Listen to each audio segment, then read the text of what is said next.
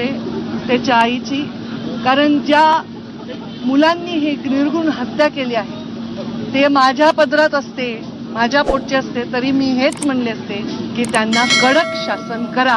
याच्या पलीकडे कोणताही राजकीय नेता, एखादं व्यक्तिमत्व कोणीही भाष्य करू शकणार नाही. आज अजून एक तुमचा एकदम उतावळेपणा येतोय की मी काय गंभीर बोलते याचं लक्ष करून, तर धनंजय मुंडेंचा राजीनामा झालाय.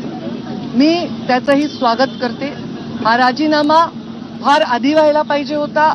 हा राजीनामापेक्षा शपथच नाही व्हायला पाहिजे होती. तर या सगळ्या गोष्टींना, पुढच्या भोगांना कदाचित सामोरं जावं लागलं नसतं. घेणाऱ्यांनी सुद्धा आधी घ्यायला पाहिजे होता, धनंजयनी सुद्धा आधी राहायला पाहिजे होता.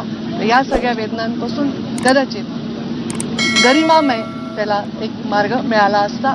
त्यांनी सांगितलं असेल, मला माहित नाही त्यांचं स्टेटमेंट काय आहे. मी त्याच्यापेक्षा लहान बहीण आहे आणि बहीण असली तरी आम्ही वेगळ्या पक्षात काम केलं होतं. पण कोणत्याही आईला, बहिणीला, परिवाराला वाटत नाही आपल्या परिवाराच्या सदस्याला या दुःखातून जावं लागेल. पण जेव्हा आपण खुर्चीवर बसून विचार करत असतो तेव्हा आपण राज्याच्या प्रत्येकाचा सारखा विचार केला पाहिजे. त्या पोराच्या परिवाराच्या, त्याच्या जीवाच्या वेदनांपुढे हे काहीही मोठा निर्णय नाही. त्यांनी तो घेतलाय, ते योग्यच केलेला आहे. मला वाटतं देर आहे दुरुस्त आहे.